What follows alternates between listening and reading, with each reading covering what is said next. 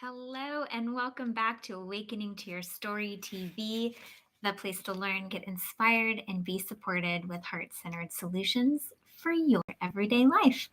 I'm your host, Alicia Hartzell, and today we are going to be talking about perfectionism. I got a comment about perfectionism, and I kind of wrapped my mind around it to figure out which direction I wanted to take to really find heart centered solutions. And I pulled from my own personal experience, and I think I have found some really good stuff for you guys. Now, today we're going to be talking about three aspects of perfectionism that the viewer wrote in about. But if you have one that is specific to you, your situation, feel free to write it down in the comments below and I'll find a heart centered solution specifically for you. Okay, now we're going to be looking at perfectionism in a way that it makes it hard to get started because the expectations feel unattainable, right? This idea that if it's not perfect right out of the gate, then why bother? We're also going to be kind of looking at this sensation of perfectionism robbing you from feeling motivated to even start or be able to reach milestones. Like if you're not reaching those milestones or getting the external validation, then perfectionism kind of robs you from being able to move forward.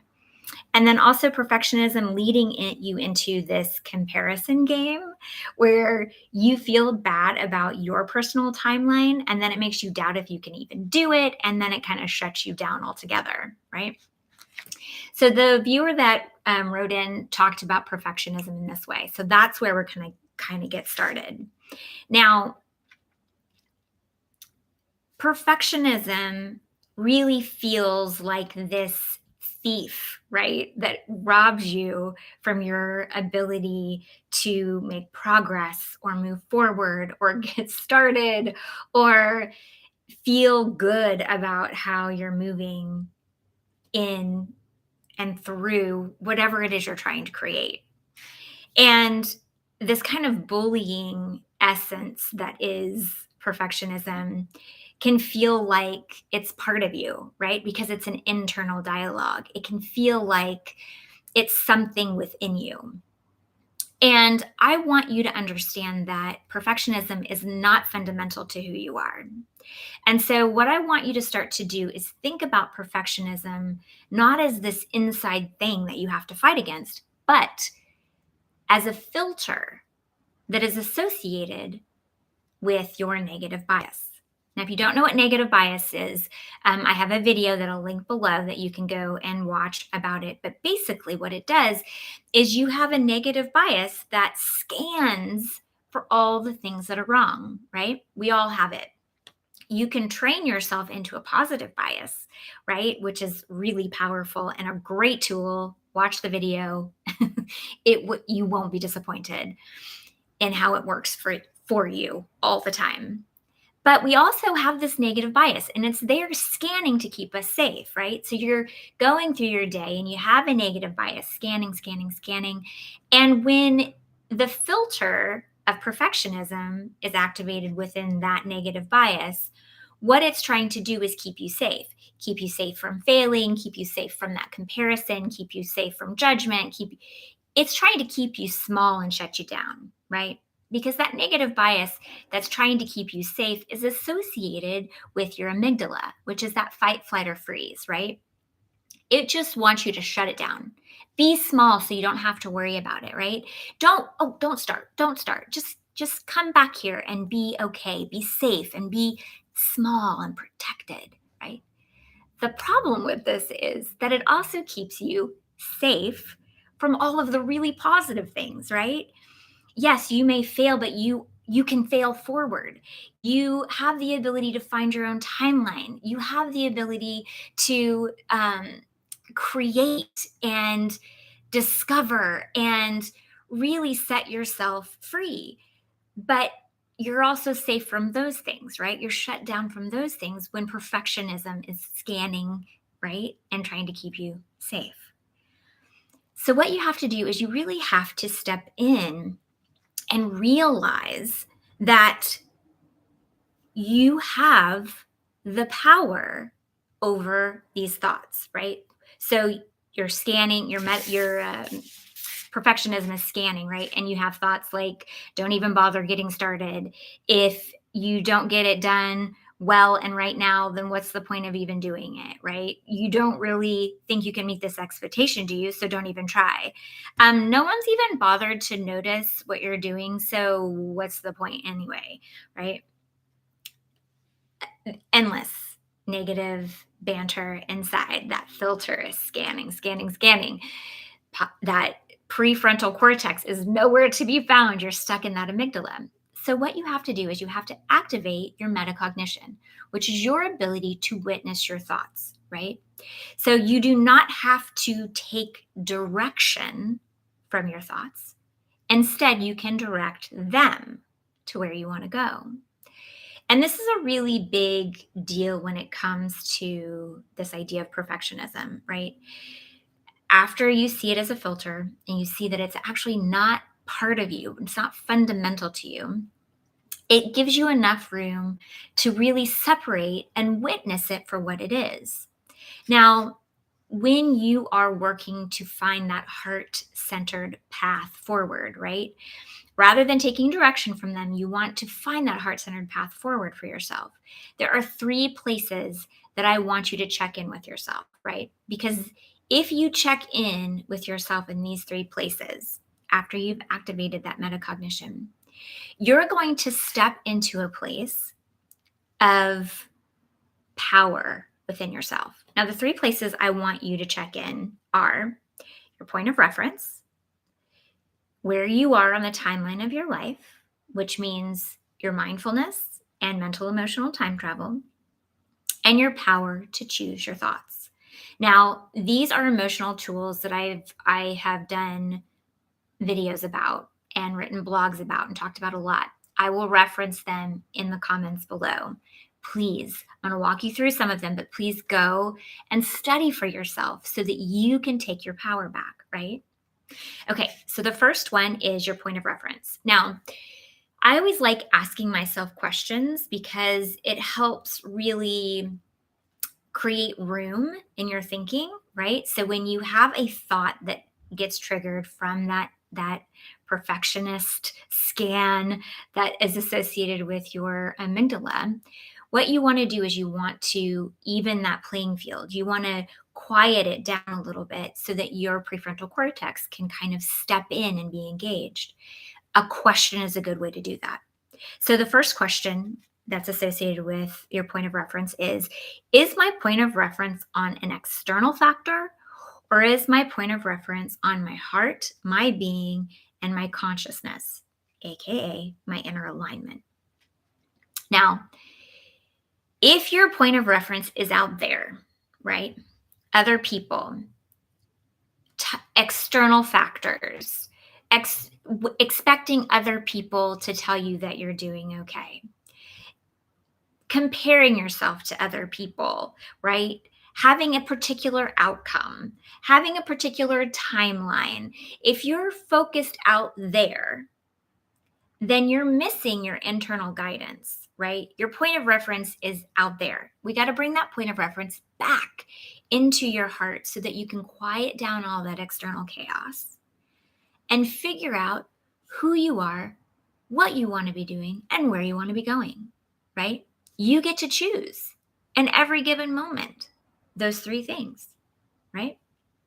But your point of reference has got to be in a place of inner alignment, right? Because there you're not going to get caught up in all of the external chaos. You're not going to get caught up in the comparison game. You're not going to get caught up in being led in the wrong direction. You will have that internal compass, right?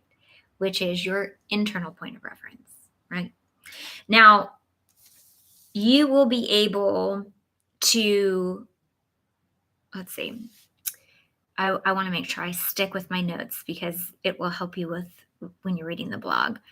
Um, it just says, okay, you want to make sure that when you're in this place of inner alignment, that you have the power to really figure out where you want to go. And it allows that amygdala to really get quiet. And it allows your prefrontal cortex to step in when you're in that place of inner alignment. And what that does is it sets you up to succeed. What it gives you solution oriented thinking. It helps you problem solve. It gives you that higher level creative, all things working together. Anything is possible. Everything is possible. This is where you start to scan for what is right and good, right? So that inner alignment is super important. The next place I want you to scan and think about is, check in with, is your mindfulness. This is your mental, emotional time travel. And the question that is associated with this one is, am I worried about something in the future? Or am I being directed and pulled by something in the past? Or am I allowing myself to be solid in this present moment, right? Because what happens when we have that filter of perfectionism, scanning, is we usually get caught in a tug of war between the past and the present and the future, right? You're pulled all across the timeline of your story. And it's really hard to be in a state of creative experience when you're being pulled back and forth, right? When you feel the weight of the past or the weight of the future weighing down on you in the moment. So, the video where we talk about this as an emotional tool really allows you to figure out the positives and negatives of all of these areas and helps you find your way of being mindful and grounded in this present moment. Because this too sets you free, right? It really disengages that perfectionism, ticking time clock in your head and allows you to go, okay, I am here right now. What is it that I want to do in this moment, right? It gives you this place of opportunity, which is super valuable anytime you're trying to create anything, anytime you're trying to move forward with some sort of action for yourself. You want it to feel possible and not weighed down by other things that are going along on your timeline, right? The third place that I want you to check in with yourself is your power of choice. Now, the video that is associated with this actually is, it references also a secondary video. So go to the power of choice first, and then you can go to the jellyfish beach after that if you want more in depth information. But your power to choose your thoughts is everything, and it can cut that perfectionism in its tracks. It just stops it in its tracks, right? Now, the question that I want you to ask yourself here is, which path of thought am I on versus which path of thought do I want to be on? So we always have two paths of thinking, and both paths of thinking are always true. One is what I like to call the jellyfish beach, which is the one that is associated with your amygdala. It's that path of thought that is linked to suffering. You also have a path of thought that is associated with your prefrontal cortex and possibility and solution oriented experiences, right? I call that the pina colada beach path of thinking. Both paths of thought are always an option to you, and they are both always going to be true. You have the power to choose which one you engage in, right? The jellyfish beach path of thinking is associated with that amygdala. It's scanning with the negative bias. It is plugged into that filter of perfectionism.